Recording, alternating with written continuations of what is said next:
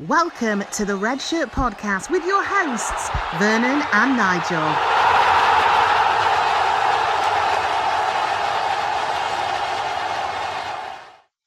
Good afternoon and welcome to this week's episode of the Red Shirt Podcast. On today's show, we'll be discussing United's win at West Ham. We'll be talking about United's new backroom shuffle and the new appointments. We'll also be talking about Diallo's debut, and we'll be previewing the AC Milan and the Leicester game. So, first of all, can I have some introductions? We have Nigel as usual. And this week's special guest star is Aon Latti. Aon, hi. Aon. You okay, man? Guys, we're good. Good. Can you just give everybody a brief introduction of who you are and your football background, please? Yeah, my name's Aon Latti. I've kind of been involved in non-league football and semi-professional football for, say, past 28 years. My background really had been with Droylsden FC. One time we were known as the top team of Tameside. Basically spent about 28 years there, from being player to being assistant manager to the chairman, Dave Pace. Well, thank you very much. There you go, man. No expense spared on this show.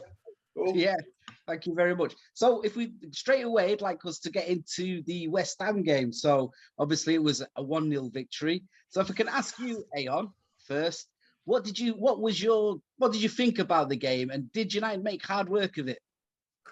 To be honest, I kind of expected it to be a tight game. It's David Moyes, isn't it? You know, West Ham's been playing really well. And to be fair, when you seen the team that he picked, you knew basically he was going to come and park the bus against us. For me, the first, guys, I've got to be honest, I fell asleep for the first 20 minutes of the game. so that's how exciting it was for me. You know what I mean? It's like watching paint dry. It's a little bit difficult. Man United is Man United. We play attacking football, don't we? You know, and that's what we should be doing. We should be attacking. I was listening to some of the previous podcasts about the shape that we play, you know, two holding midfielders, etc. If we've got two holding midfielders and we've got two centre-backs, then our two full-backs should be flying. You know, they should be up and down. Basically, most teams want to attack with get five players in the box. You've got a chance of scoring goals. And the game was always going to be a bit of a, you know, draw. I had it as, you know, to start off with, to be fair. We got the own goal, you know. I think you kind of like had a prequel to it a few weeks ago, didn't you, in the FA Cup, when you knew he was going to start with the same sort of formation, what he was going to see. He came for the draw, didn't he? He wanted to leave with what he started with, didn't he? With a point. Yeah. And no disrespect, you know, it's West Ham, you know, and they're doing great. And he wants to kind of secure and cement the position that he's in. But I think we might have been in a little bit of trouble if they played, you know, the way that they've been playing that got them in that position in the first place. You kind of saw in the second half when they went 1-0 down, didn't they, West Ham? They kind of went a little bit more expansive. Now, I want to sort of like, I know we've talked about it before, but it seems like there's a lot of talk from United that they want Declan Rice, you know, to come to Old Trafford. Nigel, what did you think of this performance? So, I thought the whole game, I totally agree with Latti. It was just so disappointing. Declan Rice is a great little footballer. He's tidy, isn't he? I think I had some comments about his attitude. I think he believes his own headlines. Well, that said, he's a tidy footballer, very competent. That's exactly, he's actually Fred and McTominay rolled into one, which is kind of what we need, don't we? And so to that end, he's done himself no harm with his performance. But you know, I was very disappointed with the game. I actually thought that West Ham might come and make a bit of a statement. You know, especially Moyes coming back to Old Trafford. You know, we showed him the door. You think he'd come back and want to make a statement, but it was just that's the reason why he got sacked, because he's just Mr. Pragmatic, isn't it? Just like all the other managers.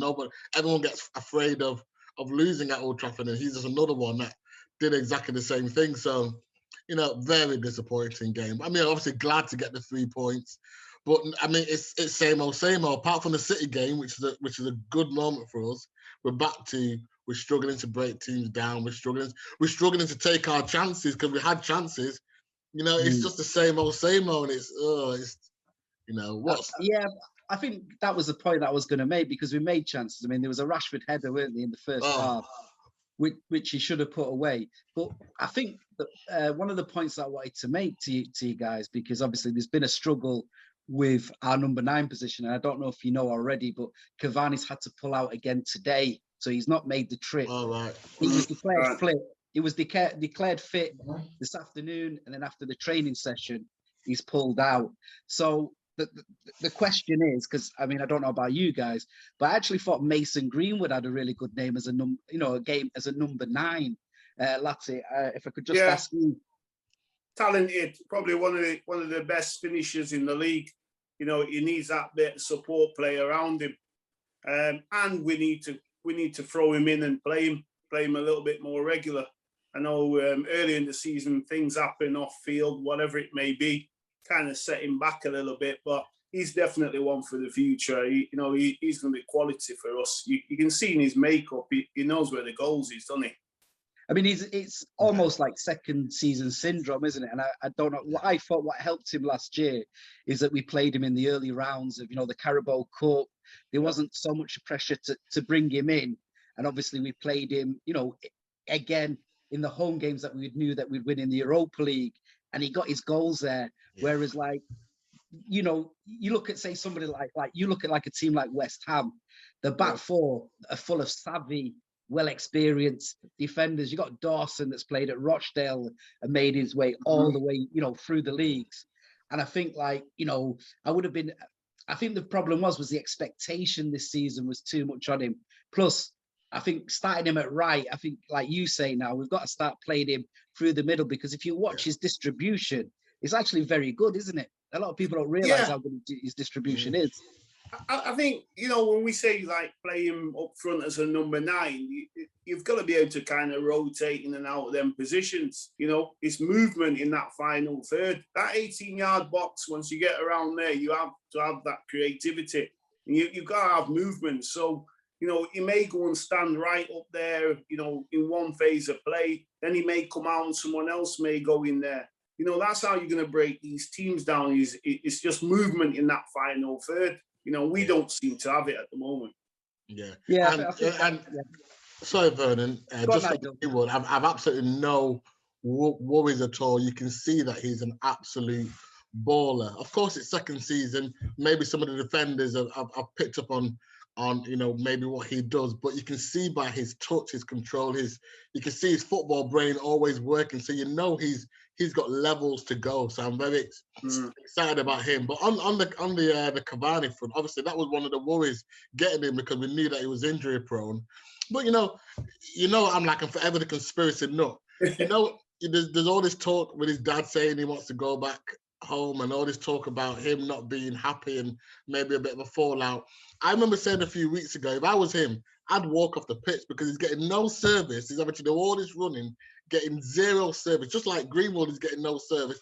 What's the point of me being a number 9 if the rest of the team are not set up to actually give me opportunities?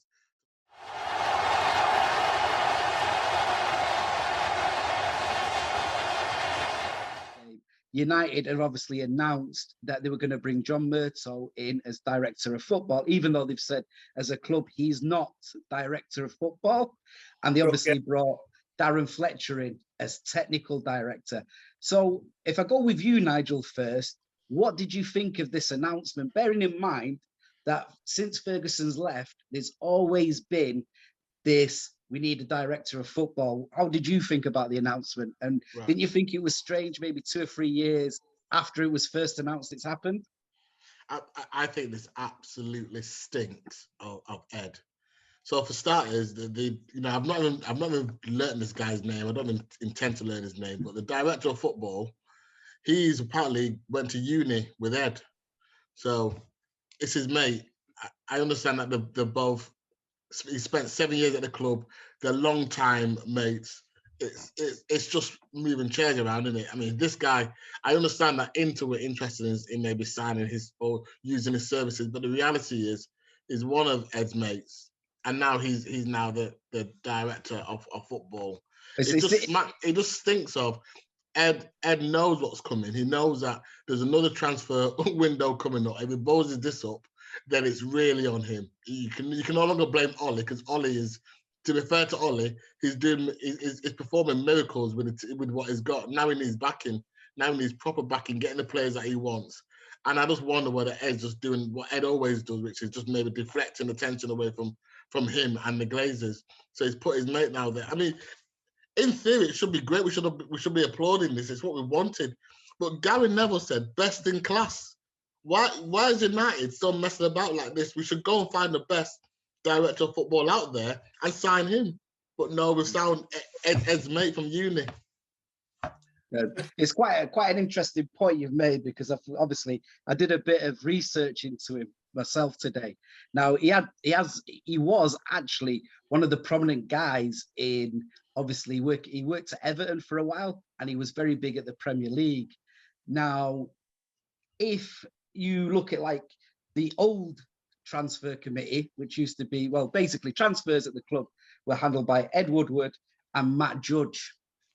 So basically what they're looking to do is, they've said that it's not a director of football. He will be, I think what will happen now is when negotiations are made or agents make contact with the club, they'll be talking to John Murtough first instead of Matt Judge, and instead of like Ed Woodward. And that's the direction that they're looking on going down.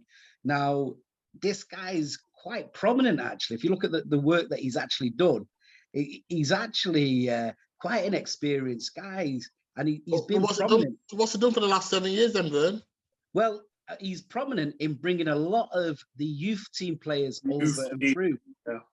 Yeah. Like, okay then. This guy's the guy that brings the youth through. Well, Well, he's clearly best in class then. So he's the right guy for this job, isn't he? Right. First of all, I think what they've realised with Ed Woodward is when he first came to the club, he got it wrong. He went and signed a load of players, like Di Maria. He went and signed players. A lot of money got wasted. Now, Hannibal is one of his players that he's brought through. Tony Lalanga is another player, because I think what United have done is they're looking at players like Amad Diallo, where they're looking at getting gems, at an early age, and then bringing them to the club. I mean, Lati, you'll probably realise this yourself. Yeah. In the last 10, 15 years, there's been a cultural change in the way that football at scouting works, especially on a worldwide level. Yeah. So 20 years ago, you would get the best Brazilian at 24, 25. He'd come into Europe. Yeah. That has changed. Now they're looking at, if you're playing Brazilian football or Argentinian football or South American football between 22 and 26, you're not coming to Europe, because the big elite clubs want you at 18, 16, don't they? Where they can embed you culturally. That's correct. 14, 12.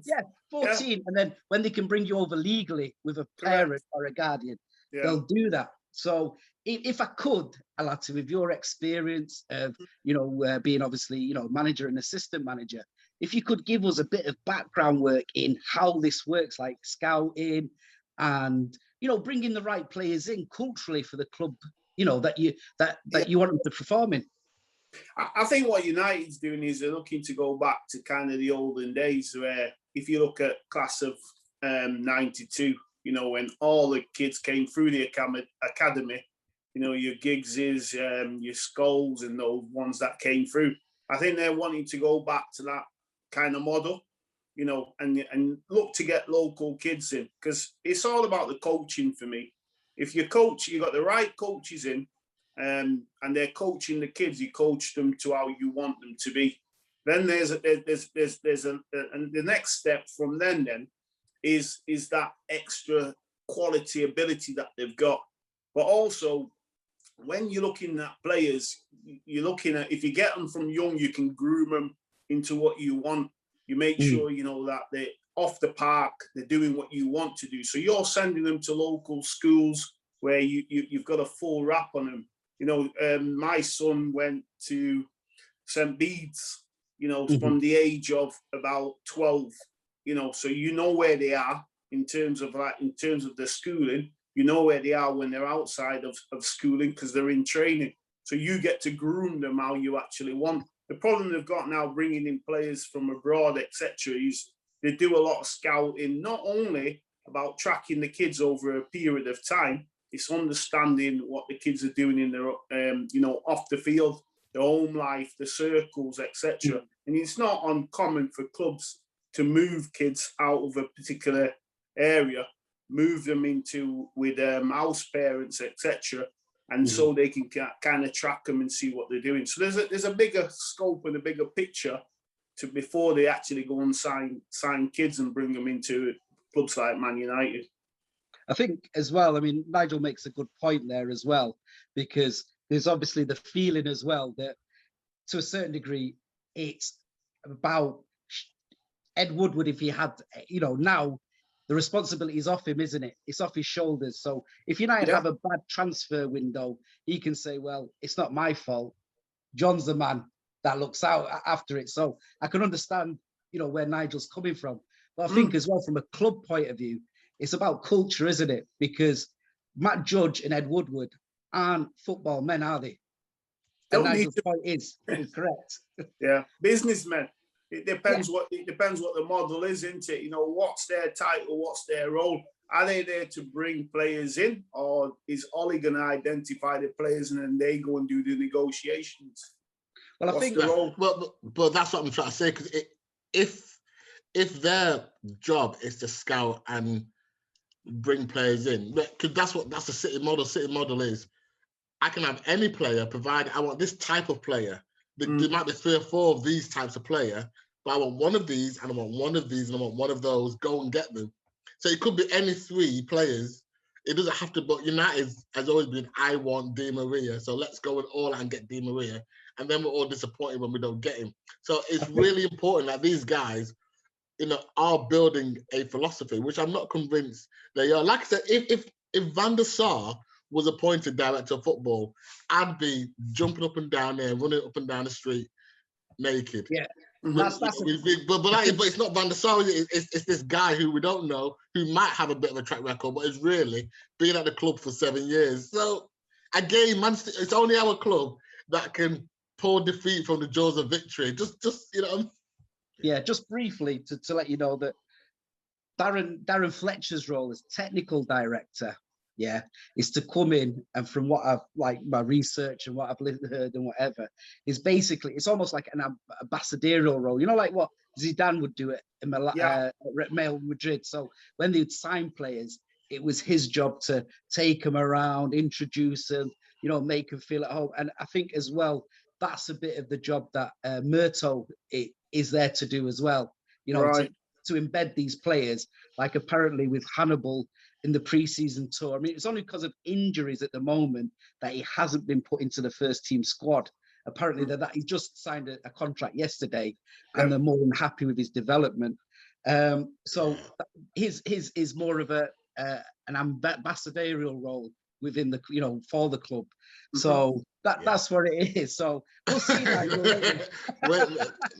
Mate, you know what? I was annoyed before. Now I'm livid. Ambassadorial role. We got Bobby Charlton for that. We don't need any more ambassadors, do we? Well, no, but I think it's more of from a playing point of view. Plus, from what I've, again, from the research and things that I've listened to from people around the club, he's a very liked person, and apparently, technically, when it comes to football coaching and intelligence, he's a very clever guy. He's quite instrumental in a lot of things. Mate, listen, mate, I appreciate you, Vern, I love you, but this all sounds like it's another experiment. We're going to try and see. Everybody's an apprentice here. Where's the best in class? We are United. Well, this is what I said to you before. The problem is they didn't want a Monchi. They didn't want, a Van der Sar. I mean, like, Van der Sar's very good at his job, but, the guy that they signed from West Ham, Ollier, he didn't register him for the Europa League. He forgot to register him. So, it just goes to show you that you can, he forgot. Just, hey, when did you go on Ed's payroll? Listen to you. What the heck? He actually forgot. It's like, we've just bought a striker for 30 odd million from West Ham, to help us win the Europa League. Like, he can't play. Why can't he play? I forgot to register him. There you go. You need to have some processes in place. The Red Shirt Podcast, by Reds, for Reds. Next point, after unfortunately conceding a last-minute equaliser to AC Milan last week, I mean, one of the bright sparks of the performance has had to be, obviously, the debut of Amad Diallo. Nigel, what did you think? The kid's great, isn't he? I mean, we watched all the clips of him and watched him playing with the under-23s. We know under-23s is a different animal. But it was just reminiscent when Rooney just popped into the scene and scored a hat. I thought he was going to score a hat-trick. The way until that first goal, I thought he's going to grab a hat-trick here, just like Rooney did when he first started. But how typical of United that guy should have had all the headlines the next day. It should have all been about him. But yeah, rubbish, the rubbish our team is. I mean, to be fair, they played well, AC Milan. I'm not going to take it away from them. Mm-hmm. But I mean, given that that's their depleted team, it makes you wonder about what's going to happen on Thursday.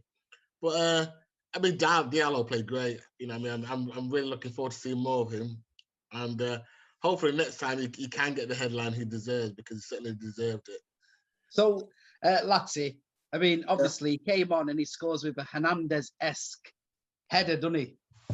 And I'm sure United didn't sign him for his aerial ability. What impressed you most about him when he came on? Do you know what? I haven't seen much of him, and he's given his debut, and he's made the run, hasn't he? And he's kept his eye on the ball. I'm absolutely gutted he didn't get the headlines. Yeah, but on another sense, what can happen? We can bull people up too quick, too early, put too much pressure on. If he scored that goal, it's the winner. He's getting all the headlines. Where does he go from there? So let him ease his way in. He came in, scored a great goal. Tie's not over. We shouldn't be giving away goals like that in the last minute. It's happened too many times for me. I thought the kid done great, and it's nice to see we've got a young one in there who looks like he's got some real quality. But, give him time. That's the problem. We hype them up a little bit too early. And then when they level off, the problem, we then have a little go at him. Mason Greenwood, again, he's a kid, just allow him enough time and let him play. It's like...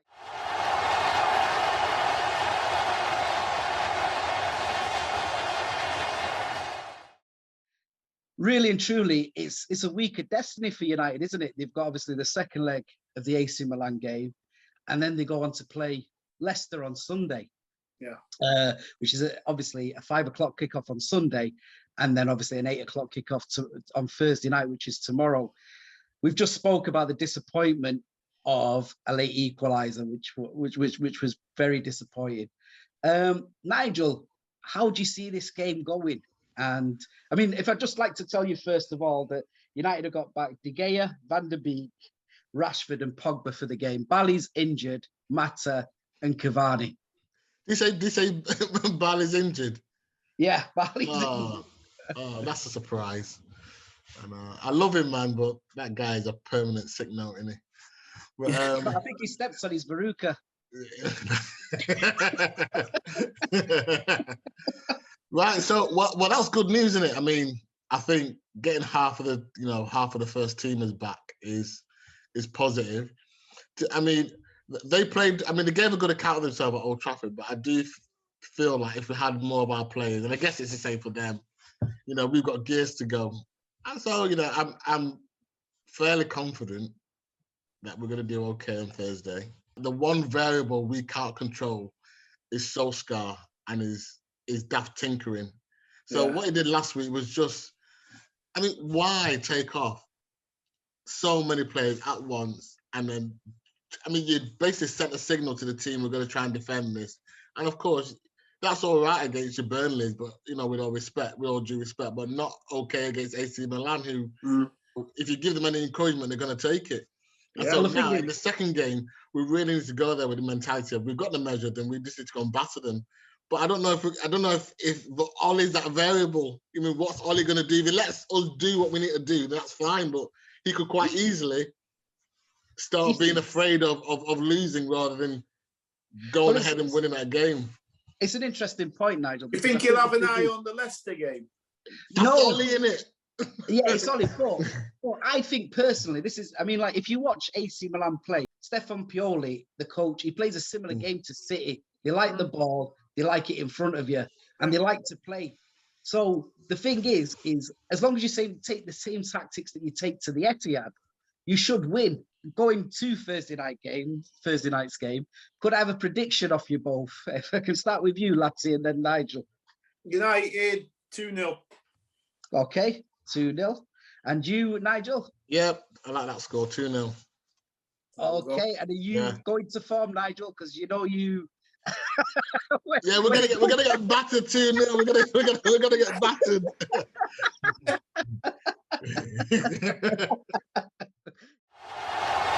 The Red Shirt Podcast, by Reds, for Reds. Okay, so which brings us to the Leicester game on Sunday, which is the FA Cup game, quarter-final. 1700 kickoff, we play Leicester. And how do you see this one going? Because it's a big game. Because Ollie said in his press conference today, it's not about winning a trophy. It's about progress is measured in how you finish in the league. Now, for me, that is a dig at the previous two managers that have won something, but, haven't finished well in the league, in the Champions League places. So, from your point of view, Latsy, is it important that United win something this season? Yeah, we've got to go and win it, aren't we? We're nearly men last season, aren't we?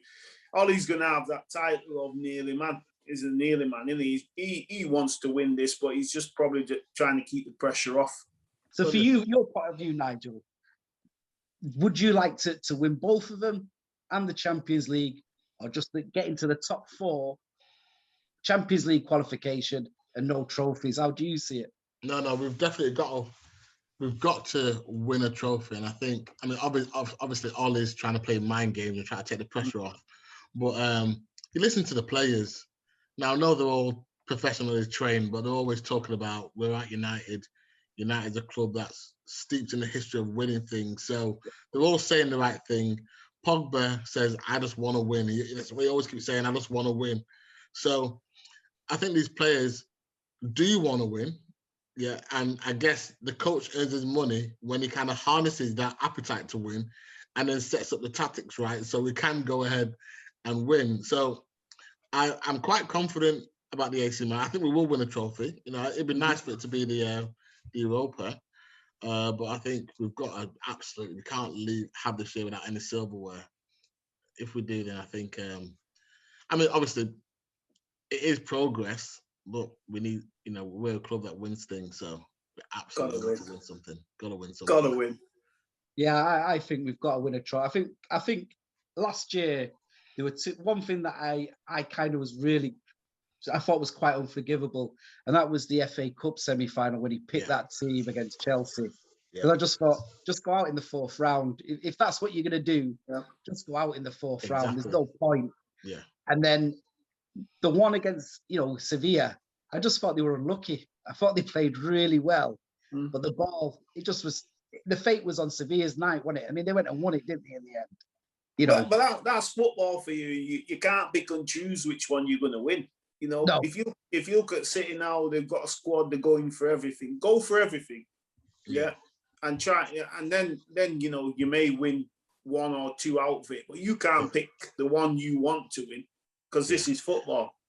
So anyway, big game against Leicester. They're actually in a good, run of form, good vein of form.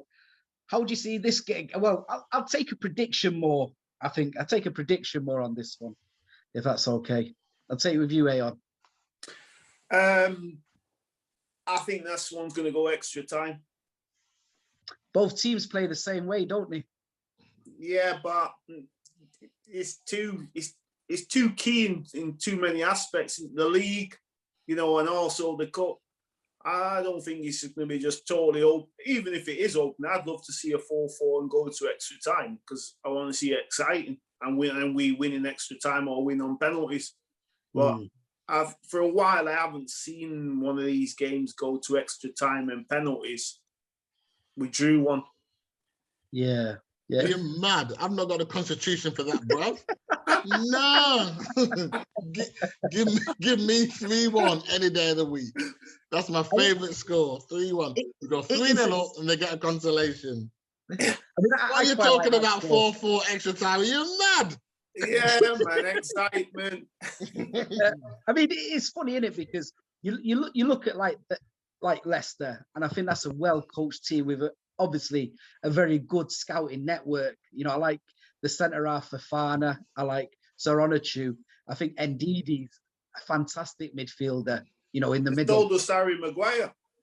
Well, yeah, they told us because they knew what they had, didn't they? Yeah. Oh my days. So, but I mean, I look at like Leicester, and I look at because he's kind of like he's revitalized his career there, hasn't he? He went, obviously it went stale at Liverpool. He went up to Celtic. He got himself back on track. He's come down here, and I think he's proved himself. And I know it's a bit controversial me saying this, but if Ollie was to go, because of the football he plays and his scouting network and his coaching ability, I don't think he would be a bad bet to come out and take over Old Trafford there, Brendan. What do you think about that, guys? Yeah, we're gonna support you with our silence there, Vern. We're having no manager of the Scousers, manager United. He can't come, can he? Can't come. Once he's been a Liverpool, he can't come. No chance. I like the way that you actually sort of stayed in silence there. So that's good. But I mean, no, going back to him. I mean, he has proved himself, hasn't he? Going back there. Yeah, he's got a good team. Young players, young English players as well. The recruitment seems to be right. They haven't got the plenty of money like other clubs have, but they're managing the resources well, and I like the way they play. A good side. Yeah, really good side. They're a good team, aren't they? And I think Ricard Dillison, he's a good player, isn't he? The fullback's a good player. Yeah, I think what they've done there is obviously because they've had European football. They're under no pressure to sell any of the players, are they? Yeah. No, but they need to win. They need to win something now as well to keep it going. I was just thinking the same thing. Yeah. And it seems as well, doesn't it, that Iniacho was hit some real form, hasn't he, in the last few weeks. The boy knows where he knows where the goals is as well. It's just the formation that they play. They tend to play with Vardy as an outlet, don't they? And yeah. Recently, they've had some injuries. They've changed the shape. I think they've gone to kind of 3 at the back. They've got a couple of wing backs in there, and they've gone with the 2 up there. He left City. It just shows. Give him time, and he's hungry now, isn't he? Because he wants to play. I think it's a big thing that Maddison and Barnes are probably injured. Because I do like Maddison as a player. I mean, I would have liked to see him at Old Trafford, Maddison, but obviously they went for Bruno. We were talking about the unlocking, weren't we? Around the 18-yard box. Yeah. That's Maddison, isn't it? Yeah. Which is good. So you, Nigel, you're going for 3-1. Latty's going for an 8-8 draw, extra time, penalties. Penalties will be 18-19, and then he'll be satisfied. No, I think it'll be a low score. Actually, I think it'll be 1-1. Maybe extra time we win it.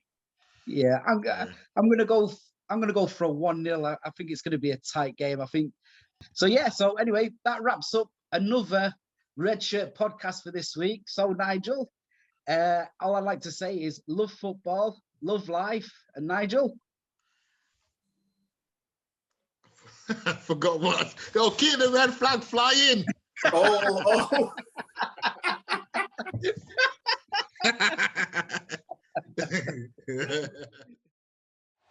Don't forget to like, follow and subscribe to the Red Shirt Podcast.